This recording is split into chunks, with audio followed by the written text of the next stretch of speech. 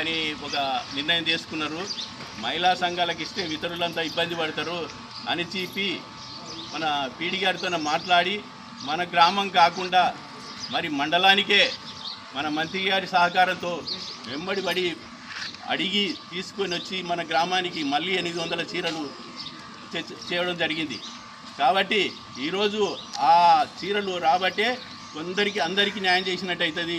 అది మహిళా సంఘాలకు ఇస్తే కొందరికీ న్యాయం చేసినట్టు అవుతుంది. కాబట్టి అది ఎప్పుడు అపోహలు ఉండద్దు. ఏది చేసినా మన గ్రామానికి, మన మహిళలకు కానీ, మన ప్రజలకు కానీ ఎక్కువ చేయడానికి, ఎక్కువ తేవడానికి నిధులు కానీ ఏదైనా చేయడానికి ప్రయత్నం చేస్తా. కానీ తొందరపడి అపోహలు పెట్టుకొని ఏదో లేనిపోని అపండాలు వేయకూడదు.